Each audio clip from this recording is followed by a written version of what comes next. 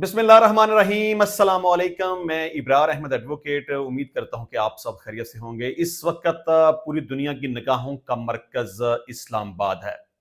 अल्लाह ताला ने ये इज्जत पाकिस्तान के हिस्से में रखी थी। पाकिस्तान ने वक्ती तौर पर जंग बंदी करवा दी, मुज़ाकरात का सिलसिला शुरू हो गया और इस वक्त इस्लामाबाद में भरपूर तरीके से तैयारियां हो रही हैं। पूरी दुनिया का मीडिया इस वक्त पाकिस्तान में मौजूद है और अमेरिका और ईरान की तरफ से मेहमानों की आमद का सिलसिला भी तकरीबन शुरू हो चुका है। आप ये समझ लें, कुछ मेहमान आज रात को आ जाएंगे, कुछ कल आ जाएंगे और बाकायदा मुज़ाकरात का सिलसिला 11 तारीख को शुरू हो जाएगा। अल्लाह करे कि ये मुज़ाकरात किसी नतीजे पर पहुंच जाएं, अल्लाह करे ये मुज़ाकरात कामयाब हो जाएं, अल्लाह करे ये जंग बंदी हमेशा हमेशा के लिए हो जाए और दुनिया अमन का गहवारा बन जाए। तो मैं वंस अगेन कहूंगा कि अल्लाह का लाख लाख शुक्र है। ये हमारे लिए बहुत बड़ी इज्जत की बात है कि इस वक्त पाकिस्तान का नाम मुकाम पूरी दुनिया में सबसे टॉप के ऊपर है।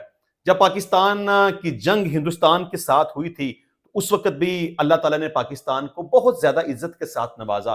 उसके बाद अफगानिस्तान के साथ हमारा मामला हुआ, अल्लाह ताला ने हमें बहुत ज्यादा इज्जत के साथ नवाजा।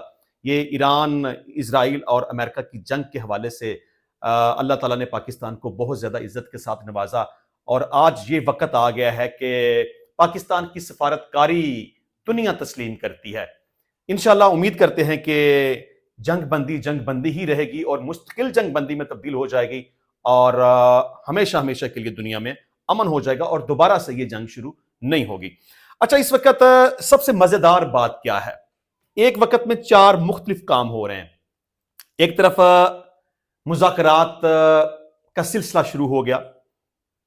इस्लामाबाद में इस वक्त जो माहौल बना हुआ है और अमकान है कि अमेरिका की तरफ से भी कुछ नुमाइंदे आ रहे हैं, पूरी दुनिया से पाकिस्तान की तरफ नुमाइंदे आ रहे हैं और ईरान की तरफ से भी मुज़ाकरात का सिलसिला शुरू होने वाला है। एक तरफ ये बात है कि मुज़ाकरात होने जा रहे हैं और किसी नतीजे पर पहुंचेंगे और हमेशा के लिए जंगबंदी हो जाएगी और इसके साथ साथ धमकियों का सिलसिला भी जारी है दोनों अतराफ से।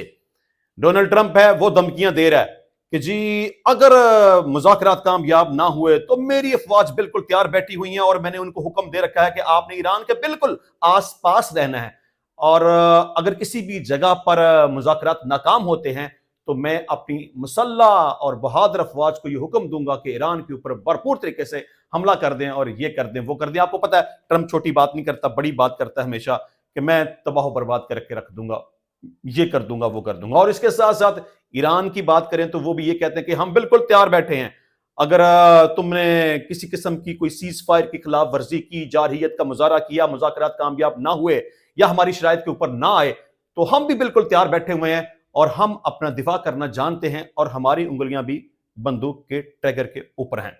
और इसके साथ साथ जंगबंदी की मुसलसल खिलाफ वर्जियां भी हो रही हैं।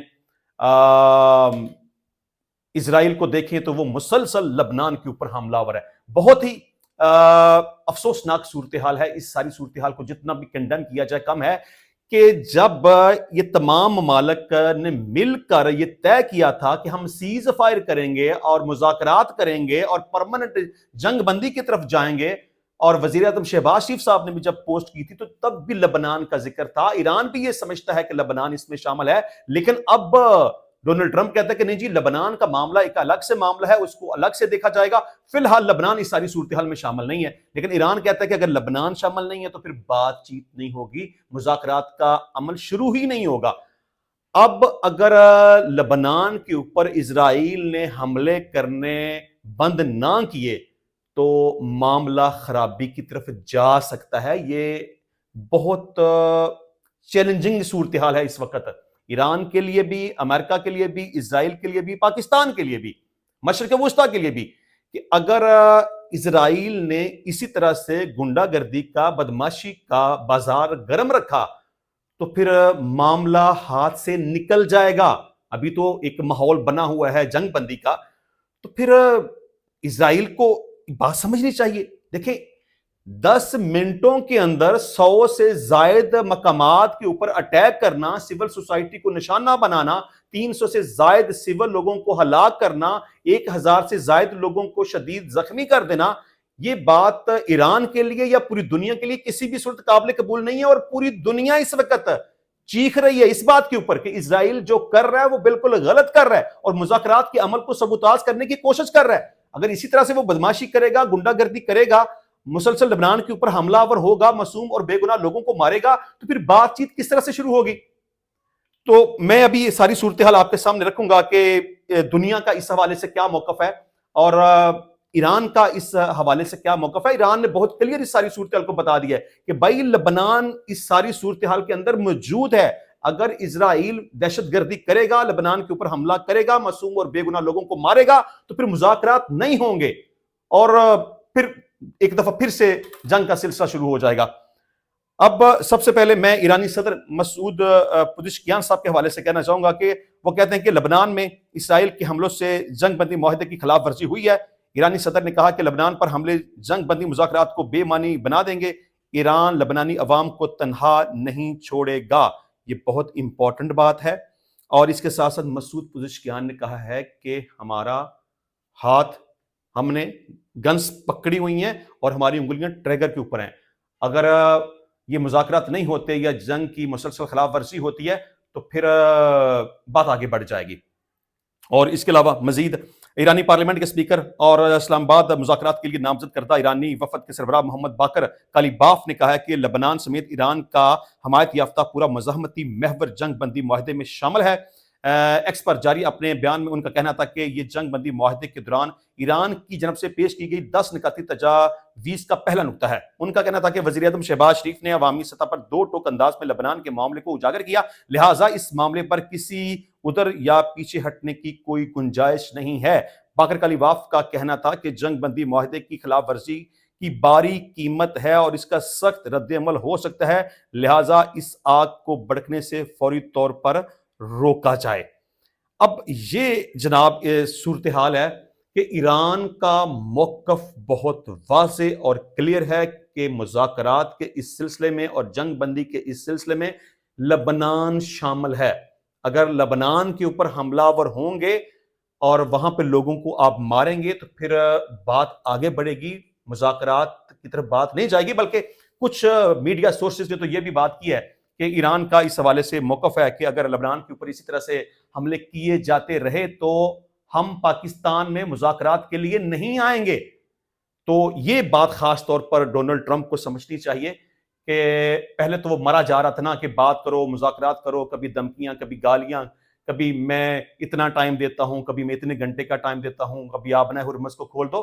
تو امریکہ کو یہ بات سمجھنی چاہیے کہ وہ اسرائیل کو قابو کرے، نتھ ڈالے، اس کو سمجھائے کہ انسان بن کے رہو اور لبنان کے اوپر حملے نہ کرو۔ اچھا جی، اس کے علاوہ دنیا کا اس حوالے سے کیا موقف ہے وہ بھی میں آپ کے سامنے رکھوں گا۔ لیکن جب میں نے کہا تھا کہ ایک طرف مذاکرات ہیں، ایک طرف دھمکیاں ہیں، ایک طرف جنگ بندی کی خلاف ورزیاں ہو رہی ہیں، اور اس کے ساتھ ساتھ کچھ ایسے ہاتھ بھی ہیں جو کہ مسلسل اس کوشش میں لگے ہوئے ہیں کہ کسی بھی طرح سے یہ جنگ بندی جو ہوئی ہے یہ ختم ہو جائے، دوبارہ سے جنگ کا سلسلہ شروع ہو جائے، اور یہ عزت اور مقام جو پاکستان کو مل رہا ہے اور پاکستان کے اندر جو مذاکرات ہونے جا رہے ہیں یہ عزت پاکستان کو نہ ملے اور مذاکرات کا سلسلہ رک جائے، ختم ہو جائے۔ انشاءاللہ یہ سب ناکام ہو جائیں گے۔ اللہ تعالیٰ کے فضل و کرم سے یہ عزت پاکستان کے حصے میں آئی ہے، عارضی طور پر جنگ بندی ہوئی ہے، مذاکرات کا سلسلہ شروع ہوا ہے، اور انشاءاللہ امید کرتے ہیں کہ یہ مکمل جنگ بندی کی طرف جائے گا۔ اچھا، پوری دنیا کا اب اس حوالے سے کیا موقف ہے؟ یورپی ممالک نے ایران امریکہ جنگ بندی کا خیر مقدم کرتے ہوئے تمام فریقین سے جنگ بندی پر عمل درآمد کرنے کی اپیل کی ہے۔ برطانیہ، France, Italy, Germany, Canada, Denmark, Netherland, Spain, یورپی کمیشن، یورپی کونسل اور جاپان کے رہنماؤں نے مشترکہ اعلامیہ جاری کر دیا ہے۔ مشترکہ اعلامیہ میں کہا گیا ہے کہ امریکہ ایران جنگ بندی کا خیر مقدم کرتے ہیں، پاکستان اور دیگر شراکت داروں کا شکریہ ادا کرتے ہیں۔ مذاکرات کا مقصد جنگ کے جلد اور مستقل خاتمہ ہونا چاہیے اور صرف سفارتی ذرائع سے ہی ممکن ہے۔ اعلامیہ میں کہا گیا ہے کہ بامعنی معاہدے کے لیے فوری پیش رفت کی بھرپور حوصلہ افزائی کرتے ہیں۔ یہ ایران کے شہر کے تحفظ کے لیے انتہائی اہم ہوگا اور خطے میں سیکیورٹی کو یقینی بنانے میں مدد دے گا۔ یہ شدید عالمی توانائی بحران کو روک سکتا ہے۔ ہم ان सफारती कोशिशों की हमायत करते हैं और इस मकसद के लिए अमरीका और दीगर शराकतदारों से राब्ते हैं। मुश्तरका एलामिया में कहा गया है कि लबनान में भी जंग बंदी पर अमल दरामद यकीनी बनाया जाए। अब तमाम ममालिक क्या कह रहे हैं कि लबनान के ऊपर हमले ना किए जाएं ताकि मुज़ाकरात किसी न किसी नतीजे पर पहुंचे। इसके अलावा अतालवी वज़ीर आज़म का अतालवी पार्लियामेंट से खिताब करते हुए अब न हुर्मुज़ में जहाज रानी की आज़ादी की बहाली इंतहाई अहम नफास है। उन्होंने कहा कि मशरिक़ वुस्ता में जंग बंदी की किसी भी खिलाफ वर्जी की शदीद मज़म्मत करते हैं।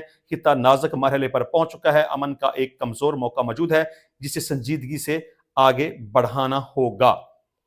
इसके अलावा लबनान में इसराइली हमलों पर चीन ने रद्द-ए-अमल देते हुए कहा है कि लबनान के शहरियों की जान माल का तहफ़्फ़ुज़ यकीनी बनाना ज़रूरी है। तर्जमान चीनी वज़ारत ख़ारजा ने कहा है कि लबनान की खुद मुख्तारी और सलामती की खिलाफ वर्जी नहीं होनी चाहिए। तर्जमान का कहना था कि चीन तमाम फ़रीक़ैन से तहम्मुल का मुज़ाहरा करने और खित्ते में कशीदगी कम करने पर ज़ोर देता है। तो ये अब तक की सूरत हाल है। अब इस वक़्त बॉल अमेरिका की कोर्ट में है।